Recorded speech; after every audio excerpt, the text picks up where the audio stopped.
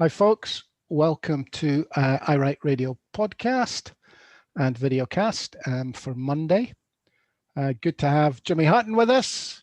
All right. From his limousine. And Stuart Lockhead. Hello there.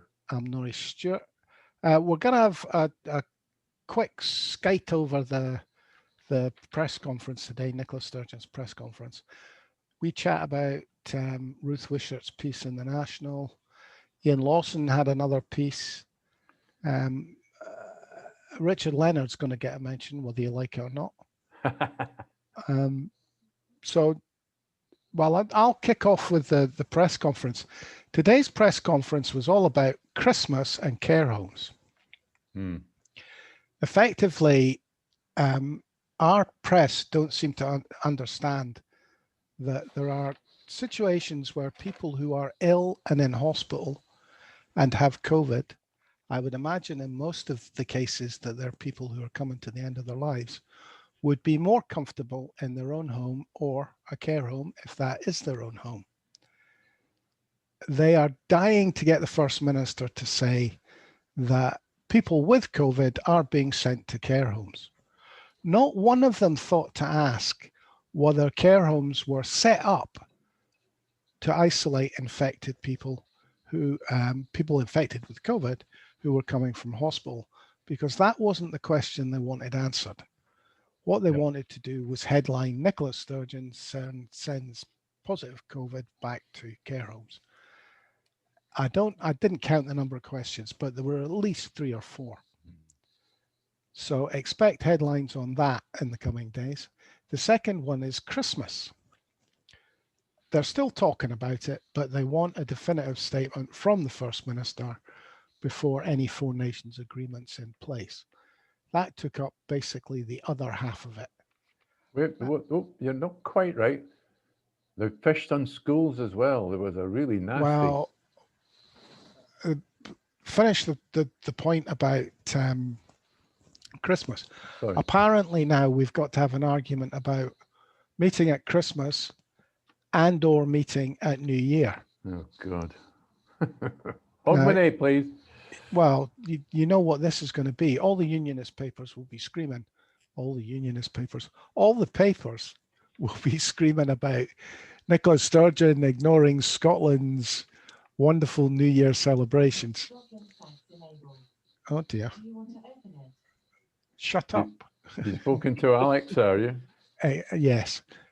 So the gist of today was all hunting for headlines that could disparage Nicola's position on anything you want to think of. They were making things up, but she wasn't having it. She was saying, "I'm not speculating on on an email that you've just seen 2 minutes ago. I've been standing at this podium for 45 minutes. The sign behind us should read, "Will not make any definitive statements until decisions have been made." But your point about schools is interesting, because I think the radical left in the various teacher unions are looking to start trouble with a strike. Are they going to be stupid enough to call a strike in the middle of a pandemic? I think they're going to get a shock if they go to strike. There'll be no ballot. public support. Well, I think if they go to a strike ballot, they'll struggle to get 50%. Yeah, I think you're probably right. I can't see any of them actually getting a strike vote through at this point in time. I just see it as shit stirring at the moment. It's not as if they haven't been involved in the talks. They've been sat in on virtually every meeting, and Larry Flanagan still comes out and whinges. So and the top of the list of the hyena press again was the guy from the Times, Mark McLaughlin. He's the worst. But what was it he said? Something, was he the one? He's the 2 minutes ago, man. He'd seen an email 2 minutes ago. Oh yeah, that's right. Staff aren't safe, and they're going to call for a strike. And well, it's interesting that he had access to an email before the First Minister, don't you think? Oh, well, she was on the podium for 45 minutes. There's a genuine argument, or not an argument, but there's a genuine discussion to be had around the safety of teachers in schools. But that conversation is not to be had via the press. They should be sitting in a room and discussing it. But the bottom line, the schools are staying open as long as is humanly possible. The politicians have taken that decision. Well, if the unions had a problem, why did they agree to let the teachers go back? Exactly.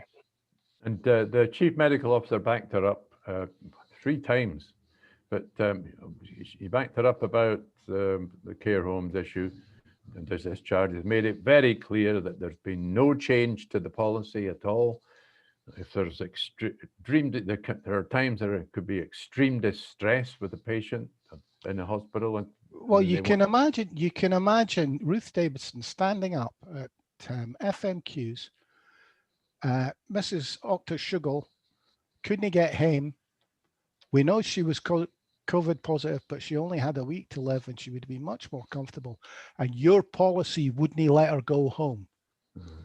Exactly. You know, so, I mean.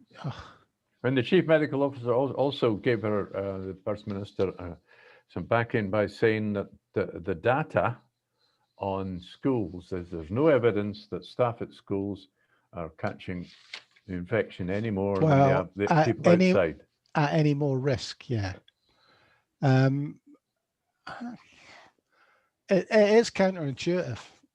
I mean, there's no doubt about it.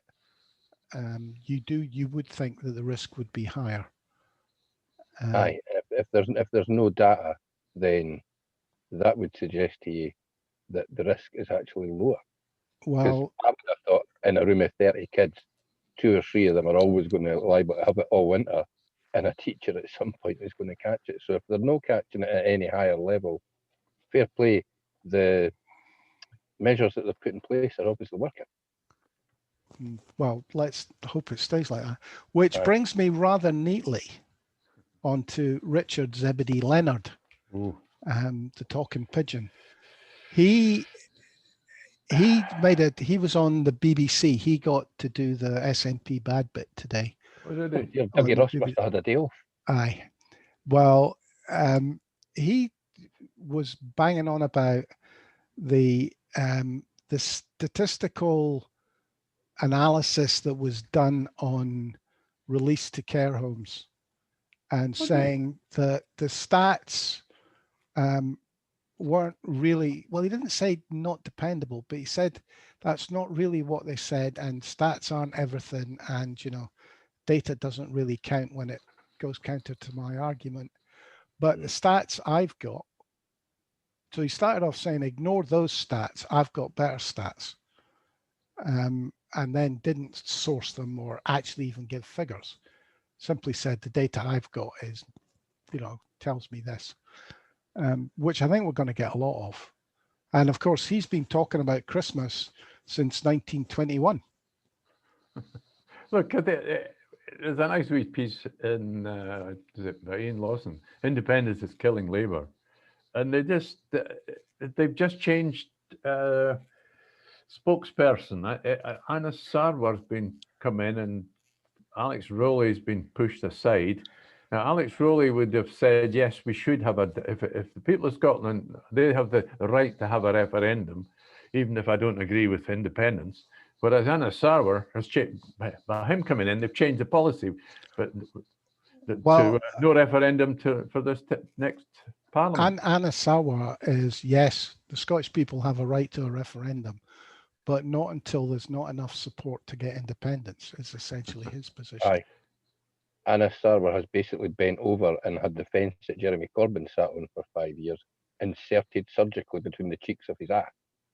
Because if it is that tight up him, I mean, that's not fence sitting, that's fence swallowing at that point.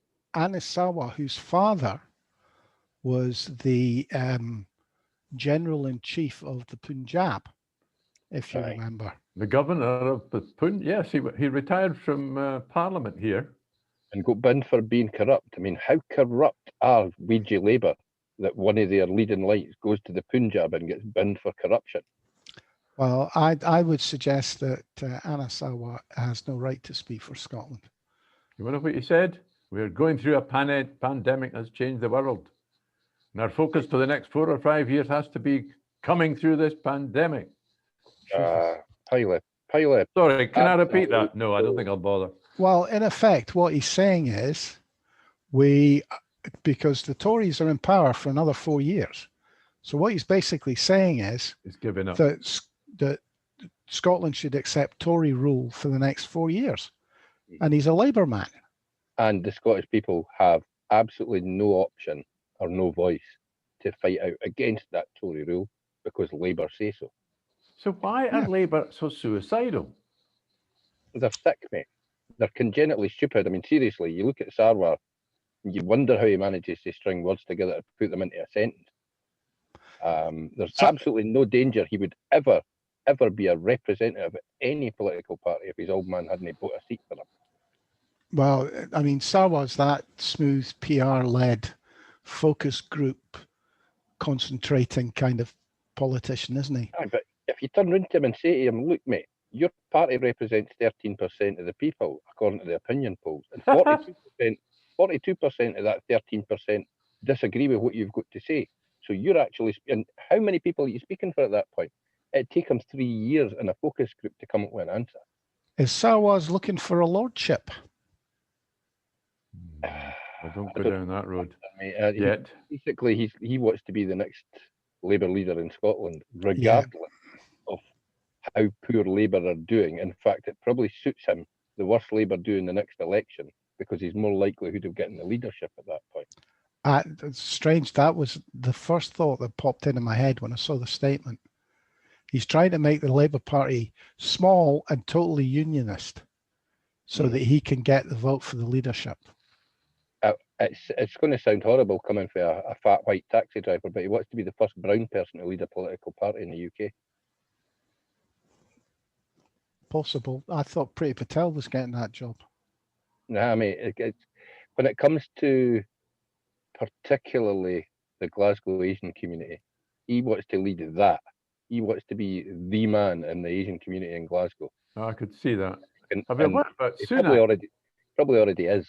But if he gets leadership of the Scottish Labour Party, that guarantees him that role. Right. Well, did Sarwar's father not just pay, well, just a few years ago, pay about $5,000 for that vote? Oh, don't go down there. Remember, he got stopped with a shopping bag with $5,000 in it. Oh, well, there's also the interesting thing that I can't remember whose article it was now because I read a few this morning, but perhaps somebody suggested that if we get to 2026, perhaps Anas Sarwar's family business will be paying people the living wage by that point. That's why he's wanting to hold off on it, because he doesn't want the nasty stories coming out about him, no paying the living wage to people. And it's not unionised either. I'm also reliably informed he's a bit of a slum landlord, but he's got that hidden behind a couple of shell companies. Well. That's Ian Lawson kind of dealt with. Ruth Davison, Stuart, you thought her article no, Ruth Wishart. Sorry, Ruth Wishart. Oh, aye, a totally different kettle of fish, as you know. I actually called her Baroness Ruth Wishart the other day. Oh dear, that's wrong of you. I don't think she at least accept it. She would at least deserve it. She wouldn't accept it. Can you see? If she found out about you calling her it, she'd be doing at least to punch you up and doing the links. Get handbagged. No, this is a Ruth Wishart sick. I'm sure she must have written to the Sunday Post when she was a younger one. She's got all the right language. Listen to this. Kate Forbes, Scotland's finance secretary, has had a series of dizzies from the US Chancellor. I mean, she speaks the proper language. Nobody's even talking about that now.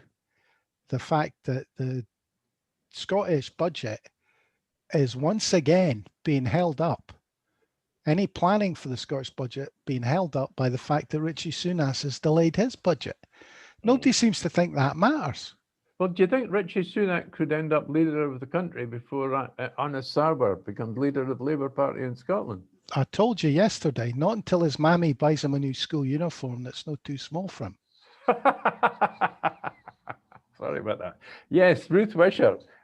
She covers quite a bit of ground, but I mean, she's moaning about everything that we normally moan about, the massive new UK government hubs in Edinburgh and Glasgow. Didn't you know there was one in Glasgow as well? And how we're too poor again. We're now too poor. We're begging for money. The garbage that's coming out of all the Tories' mouths. There's been quite a bit on Twitter today about Andrew Neil and Fraser Nelson, both creatures of the Spectator, which I read, I have to confess. But Fraser Nelson's favourite thing about higher education in Scotland is to totally ignore the fact that college numbers aren't included in the statistics for universities in Scotland, whereas they are in England. So England is always going to look like they've got better numbers, because obviously there are the more deprived you are, the more likely you are to go to college rather than university. He's been quoting figures that are, God, I don't know, they're at least 10 years out of date. But his boss, in fact, isn't he? What's his name? Andrew Neil. He's quoting figures that are 20 years old about the life expectancy in certain parts of Glasgow. So that stuff we need to get our fingertips and make sure anybody that either of them interview has at their fingertips, because they're just talking crap. Isn't that the job of the SNP? It should be. It should be. The rebuttal department. What's it called? Every time Fraser Nelson gets interviewed about Scottish independence, he brings the statistic up about education every single time. So somebody needs to get in and give him a good kicking with the truth. Alternatively, we could just keep ignoring him. I mean, seriously, I know that he's the BBC poster boy for pretend jock when Andrew Neil knocks them back, but he's safely ignored because he is a clown, mate. He's a cartoon caricature of posh jock. He interviewed. There was an article by Andrew Wilson in the Spectator this week that I think we discussed here, but there's also a podcast on the Spectator. What's it called? Coffee Break podcast or something to do with coffee. And I have to say, Andrew Wilson comes across very well, and has Fraser Nelson admitting that he's not really up to speed, and yet he's talked to like he's an expert. A self-confessed ignoramus being talked to like he's an expert. That's the problem with the SNP's rebuttal unit doing a disappearing act, presumably up Ian Blackford's bum, because it's vital. It's absolutely vital to slap down the nonsense that comes out of Westminster and comes out of the Westminster bubble, and nobody's doing it. Well, I think that they've seen what Twitter does in the sense of rebuttal, and they've decided they can't compete with it, that it's too good. Because I know Alex Grant spoke to Murrell personally about this years ago, pre-2014, and offered to fund it, as far as I remember. Alex had that kind of wherewithal. I mean he would be going nuts at the moment if he was still with us. Did you have time to see that article by Professor Phillips O'Brien or something or other? What's his name? About NATO. The Phillips O'Brien. He's St Andrews University, and he talks about the centrist policy. The excuse is this goes with the Andrew Wilson stuff in the Spectator. It goes with not rocking not upsetting London too much. Not the middle. Don't upset the middle classes, because a lot of them now switched to pro-independence. It wasn't as much about not upsetting London. It was about not upsetting the middle class. Okay, well, not upsetting the middle classes that have now. A lot of them have now switched to pro-independence. It's because of Brexit. And therefore, you've got to switch your defence posture as well. Well, no, I don't agree with that. During the 2014 referendum, the money that wasn't spent on Trident, on nuclear weapons, was going to be put into conventional forces. That's in the white paper that was produced. Right. They didn't say they weren't going to have an army, and they haven't. Their position for a long time hasn't always been but for a long time has been to be part of NATO. They just don't want Trident, and that I don't think's changed. Yeah, I think they've taken their eye off the ball a wee bit on defence, really. I mean, the defence spokesman's a freak show, isn't he? He's one of these boys that they gave him that job to shut him up. Stuart McDonald, he worries me. Well, I think it's pretty clear that he worries people in the SNP, mate. They were kind of hoping that job would shut him up and that he couldn't cause too much bother there. But frankly, if I was the SNP now, I'd deselect him, I'd get rid. Because clearly he's as close to a unionist as I've ever heard in the SNP. So just for that alone, I'd get rid of him. I do think that getting rid of Trident has to remain a pillar of our defence policy, if only so we're not contributing billions of pounds to it, so we can pay for a conventional force. I mean, it would be quite nice if we had a few vessels out there protecting our fishing fleets and our oil installations. Apparently, there's a great movie out, or no, there's not out yet. They're going to film a movie here in Leith, aren't they? Yeah. About terrorists taking over an oil platform and all the rest of it. Yeah, I kind of wish it was based around a Brookmeyer book that I once read, but unfortunately it wouldn't be, because that would be far too gory for mainstream movies. Oh, well, I like Brookmeyer plots are brilliant, yeah. Well, by the time it takes them to wake up the crews in Herefordshire and get them down to Portsmouth and get the coal in out of the bunker and onto the boat and get the steamship fired up and get it up to the north of Scotland, the Russians have actually sailed round the UK 3 times. And when sorry, Jimmy. I was going to say that, and when it came up, we'll no bother antagonising the Scots. They might kick our ass. We'll go down to England and antagonise them instead. Apparently, they're back. The Russians are back to having trawlers, but they're just off the Scottish coast. But they're a bit more sophisticated than the trawlers of 30 years ago. Well, apparently, our first line of defence is our trawlers. That's what they do. They report most of the submarines and whatever, because they've all got sonar now for the fish, haven't they? Right. So it's not the British Navy doing it; it's the Scottish fishing fleet. So if I'm moving to try and get out the sun, but it's not going to happen, is it? I have sun problems here, Jimmy. I don't. I live in a dark dungeon. You're not meant to tell the punters that you're a gimp in your spare time, no. I'm getting more gimpy as the days go on. I've got a pick. We're talking here about the drift of the SNP to the centre, whether they have or they haven't. But I came across a poster. Can I put that up here? Can I share this with you? Yeah, go ahead. Share screen. Have I got permission? Yep.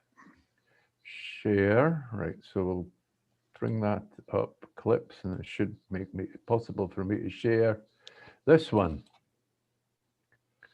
Oh, the Rick one. You've seen this one? Double click it. Can't you see it? Well, no. If you double click it, it'll be big enough to see. All right. I'm seeing something different, and it's huge in mine.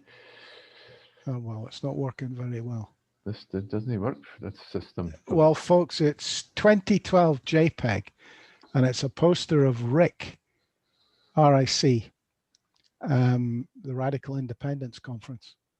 Well, it's a measure of how the excitement there was for IndieRef back in 2014.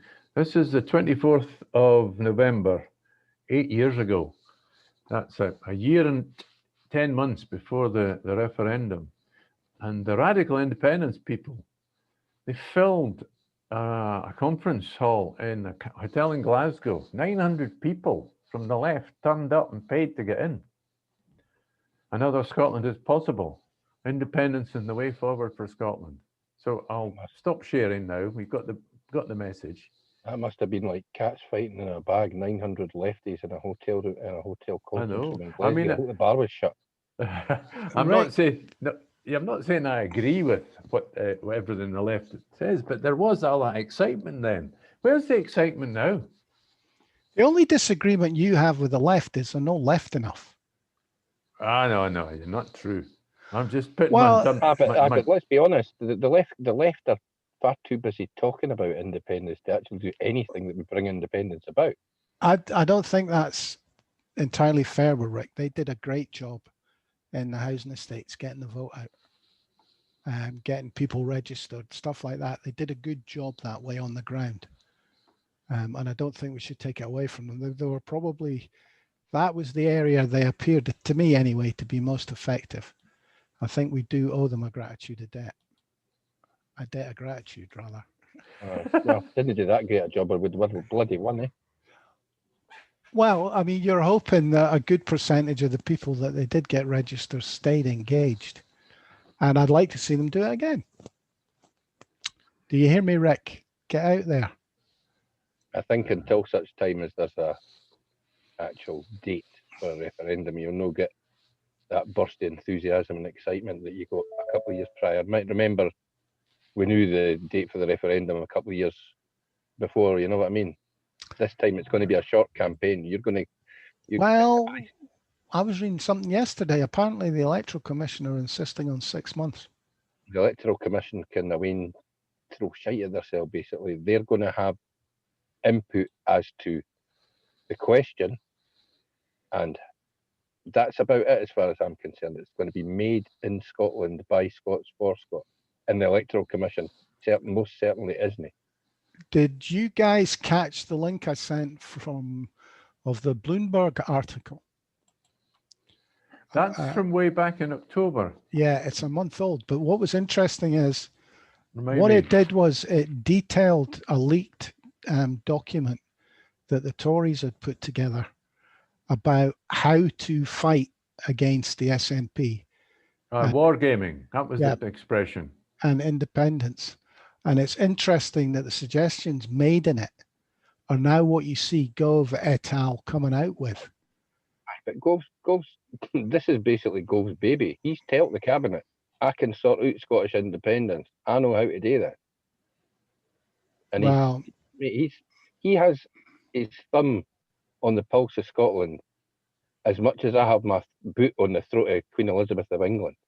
Oh, you wish. Now. And I'm 400 miles away from her. He's got no idea about what's going on in Scotland. All he's got is a bunch of students telling him what he wants to hear. I don't think we should go public with that fact, Jimmy. I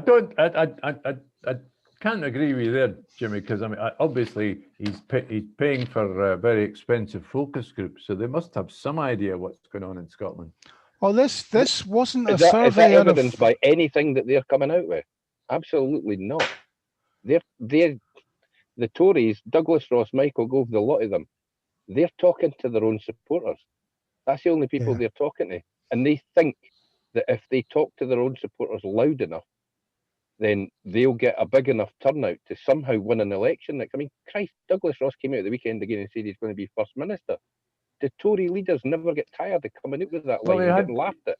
He had no choice. He had to say that this is what my ambition is, or whatever the way he put it. Well, what else is he going to say? Why not just be honest and say, you know what? No, Scotland hasn't voted Tory since 1955, and I very much doubt that it ever will again. My job here is to guarantee that the SNP didn't get 50% of the vote. Well, that would have been more realistic.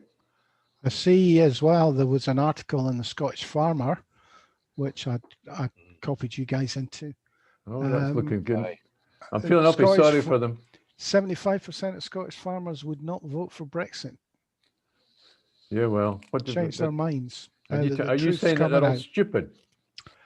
No, I know enough farmers. I mean, there can be belligerent buggers, but they're not stupid. They're not stupid. Bloody minded. Every farmer runs his own business, remember? Aye, to be a successful farmer, you've got to be a bloody good businessman. You know, and can you imagine the paperwork they've had to juggle to get their subsidies from Europe via Westminster? You know, so, I mean, don't think these guys are daft. I just think they're beginning to realise they were lied to. That and the fact that they've not had any paperwork for next year's subsidies, and they're panicking because the paperwork would already be in by now in a normal year. They know they're not getting, they ken they're not going to get weighed in by London. They've realised that what the SNP were telling them was true. London's Well, going to September is just the date that always sticks in my mind for the start of the complaints about the subsidies not being delivered. Mhm. It was always kind of September, October time. And the Tories aren't standing up shouting about it. So obviously it's the Tories' fault. Or they would be. Yeah, well, the Tories were up every year, for long enough telling you, these subsidies aren't coming through. The Scottish government have made a pig's lug of it. Paperwork's Every not year. through this year. So that's good news. Anybody got anything else in particular? I've got a picture, one more picture I'd like to show you. This time, hopefully it'll be big enough. How's that? It's not come through yet. Okay, we'll go now. Have you shared it? And we'll go share screen. And then I'll go like this, and hopefully it'll all appear. Is that the one? Baron Lebedev.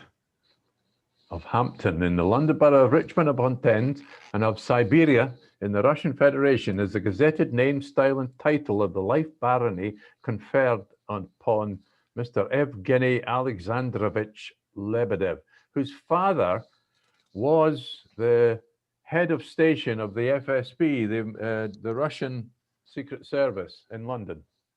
So, and before he was allowed to use this title, Siberia in the Russian Federation, it had to be signed off by President Putin. So make what you will of that. I'm just thinking, do you know what paper that came from? The Daily Mail. It came from the Mail. Yep, Daily Mail. I'm kind of interested in the stylization. Is the gazetted name? Well, that's the official term. Yeah, I've realized that, but I'm just, doesn't he sound very Mail-like? No, but that's the official thing. You've I think- seen enough of that, haven't you? I think I'll go on Aye. Wikipedia and change gazetted to mean Nick. That's a term that goes way back, though, isn't it? When you got promoted in the Union Army, the British Army, you got gazetted, didn't you? All right. Because it was published in the Army Gazette. Mhm.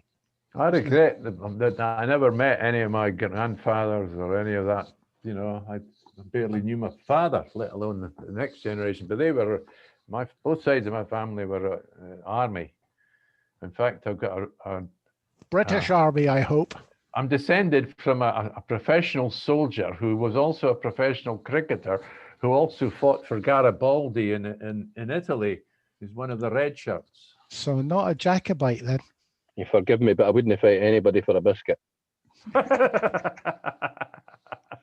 Okay, that alone was worth you coming on today, Jimmy. It kind of was, mate, especially when I'm looking at how fat I look on screen. I look like I'd fight the world for a biscuit. Anything you'd like to finish with, Jim? Anything? Not really. I made the mistake of reading an article in the Times by an economist right the other day, and it kind of blew my nut for about 5 minutes. Just some daft wee lassie who was reminiscing about the 80s, having been born in the early 90s, and it got on my goat for a while when she was talking about everywhere around you there was opportunity, and I'm like, doll, you come from Sunderland, how can you even write something like that? Well, that's what got me. She was brought up in a No, that was her mother. It was her mother that was brought up in a prefab in Sunderland. Because she sounded awful London centric to me. Aye, she's definitely a London chick, and it was just this, as I say, fond reminiscence of Margaret Thatcher, and I'm like, oh, come on. The only good thing about it was it gives me the opportunity to say, Barry, 30 years ago, the day since the Tories had the sense to get rid of Thatcher. Well, that was maybe the first nail in the coffin before the other people got to nail the lid down a few years later. My brother's political pals, a group Gene Freeman once belonged to, incidentally, all got together from all over the world, and I'm talking flying in from Australia and America and Europe to have a party on the day of Thatcher's funeral. Well, it was a big day for a lot of people. Well, they don't be, what was it, 10 years ago she died? Aye, it's about that, aye. Are you going to deny that we did once wear the T-shirts on one of our shows, Norrie? We did, that's true. The day she died. Yep, what was it, a good day to bury bad news, I think, was I the. think it was something like that. Yeah, that was Phil that got us those, wasn't it? Yeah, so there is the evidence is out there somewhere. Comrade Attridge supplying you with dodgy T-shirts. That's no surprise. Well, they were anti-Thatcher T-shirts, so. Well, that's nothing dodgy about that, right enough. I always liked the woman that was vox popped for her opinion somewhere in Fife. What do you think of Lady Thatcher dying? Could they bury her deep enough? Good answer. Well, we'll call it a day at that, guys. Good to see you, Jimmy, and I'm glad the tech's working. Aye, it's That's not bad great. day. I'll give folk a look at the window at how pleasant it is where I'm sitting in Leith at the moment. Oh, you're just Lovely. at the bowling green, are you? I am indeed. I recognise that you're Oh, aye. on Oh, for aye. sitting out in the outdoors and getting pitched earlier in the year, mate. That's true. Yeah, takes me back to the summer. Thanks for being on, Stuart. Okay. We'll catch you all tomorrow, folks. Hope you enjoyed the show today. Thanks for listening. Cheers for now.